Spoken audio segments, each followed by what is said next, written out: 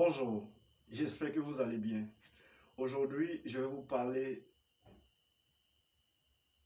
de quelques raisons pour lesquelles, lorsque les Africains veulent voyager, ils préfèrent plutôt aller en Occident plutôt que de rester sur leur propre continent. Je suis sûr que vous aussi, vous avez peut-être vécu vos expériences en voyageant en Afrique.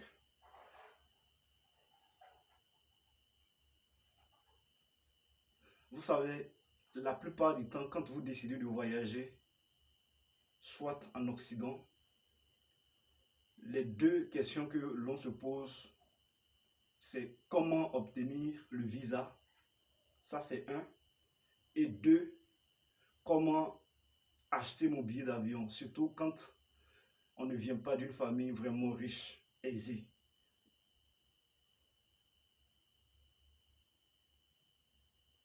Mais le pire est que quand vous décidez de vous déplacer aussi sur le continent africain, c'est la misère. On nous parle de CEDEAO et ECOWAS, mais tout ça, quand vous êtes sur le terrain, vous constatez en fait que c'est sur papier en fait. Mais en réalité, tout cela n'existe pas.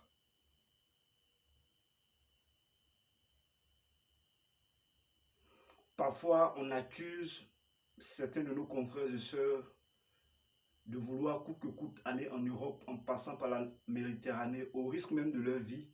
Mais on ne se pose pas les vraies questions pour pouvoir régler les problématiques qui poussent ces gens-là à prendre la voie de la Méditerranée.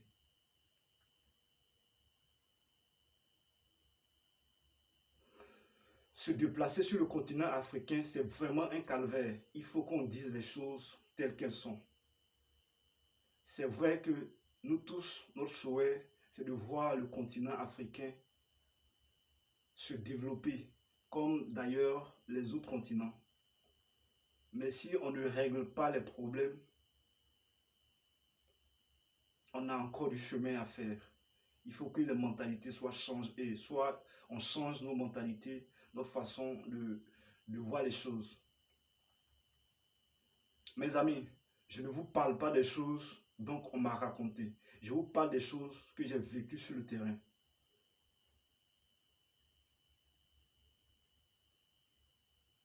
Vous quittez un pays, pour ne pas citer de pays, un pays africain à un autre pays africain.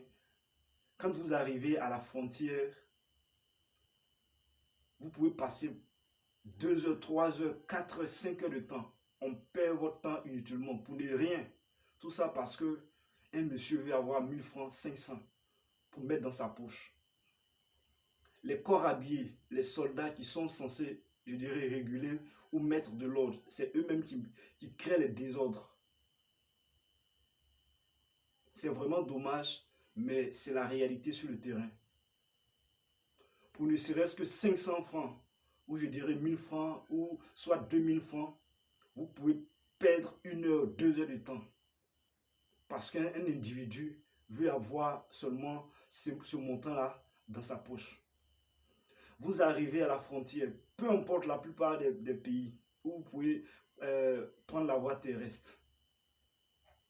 Même quand vous avez votre passeport, tous vos papiers sont à jour pour mettre simplement le cachet, pour vous autoriser à rentrer dans ce pays-là.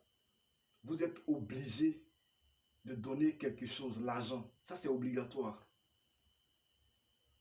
Mais dans quel pays ou dans quel monde sommes-nous?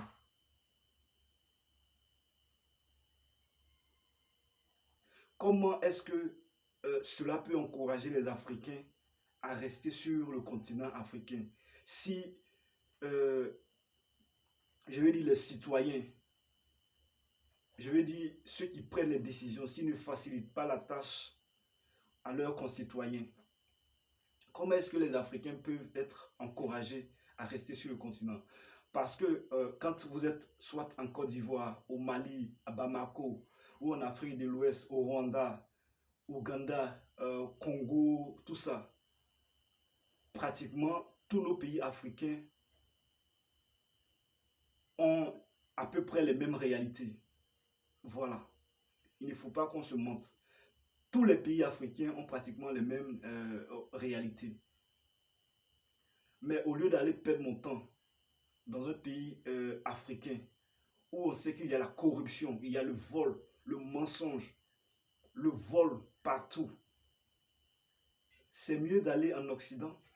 Là-bas, même si c'est difficile, mais une fois arrivé, quand même, j'aurai je dirais, le minimum pour pouvoir être à l'aise, pour faire ce que j'ai à faire. Je pense que ce sont ces raisons-là qui poussent certains de nos confrères et sœurs à prendre la voie de la Méditerranée, hein, sachant qu'ils sont en train de risquer leur vie. Ce n'est pas tout le monde qui a envie d'aller en Europe. Ce n'est pas tout le monde.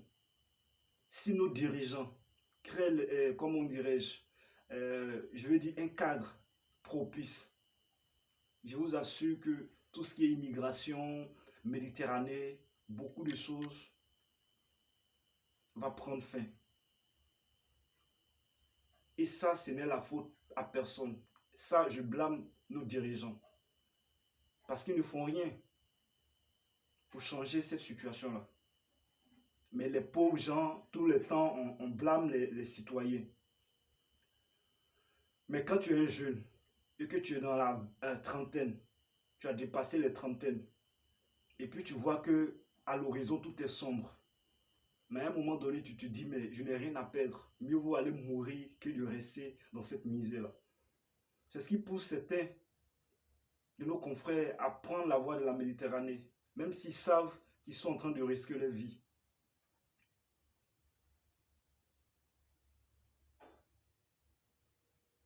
Parce que tout le monde aspire à une meilleure vie. Tout le monde aspire au bonheur. Mais là où tu vis et que tu ne te sens pas en sécurité, tu n'es pas en paix. Tu n'as pas l'esprit tranquille. Tu préfères aller là où tu peux te sentir à l'aise. Et c'est ça le problème. C'est la même réalité partout. Le vol, la corruption, tout ce que vous voulez faire, les gens veulent abuser, veulent profiter de vous. Je ne dis pas tout cela pour pleurnicher ou quoi que ce soit, mais il faut qu'on en parle pour que nos dirigeants, nos leaders sachent exactement ce qui se passe sur le terrain.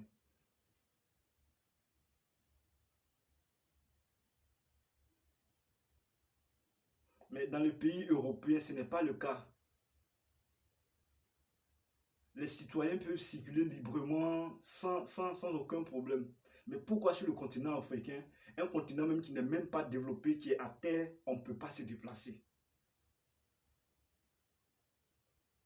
En Europe, en Occident, on peut comprendre qu'on exige à ce qu'on ait un visa, voilà, tout ce qui va avec.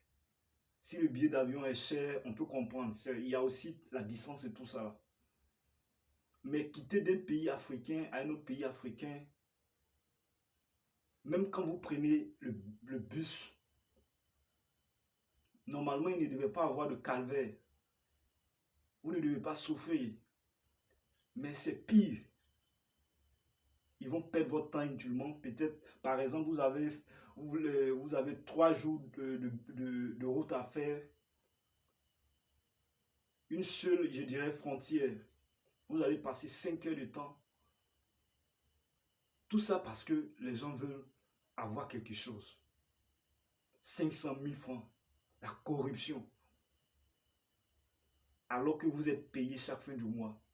Votre rôle est de mettre de l'ordre, de réguler tout ce qui est, je vais dire ici, libre circulation des biens et des personnes. Mais parfois on se demande à quoi servent nos institutions.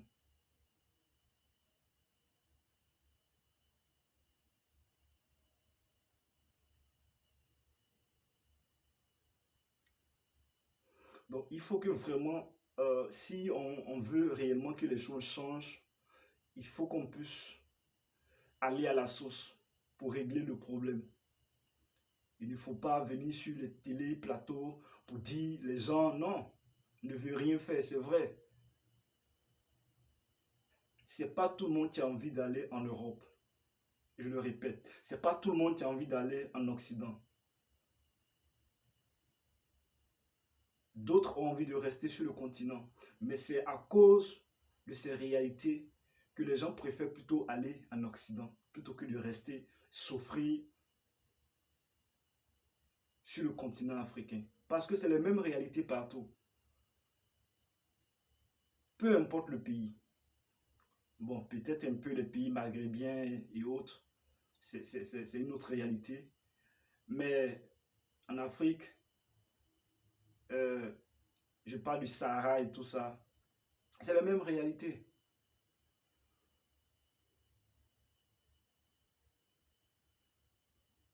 Donc franchement, il faudrait que nos dirigeants prennent leurs responsabilités et qu'on arrête d'accuser les pauvres gens.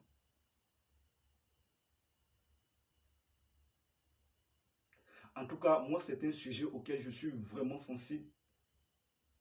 Ça me touche vraiment parce que le voyage me passionne. Mais quand vous décidez de même faire le tour même de l'Afrique, de voyager dans la sous-région, c'est un calvaire. Parfois, vous avez envie de pleurer. Vous vous demandez, mais qui m'a envoyé ici? Sur ton propre continent, tu n'arrives pas à te déplacer. Même quand tout est à jour. Mais où est-ce qu'on va?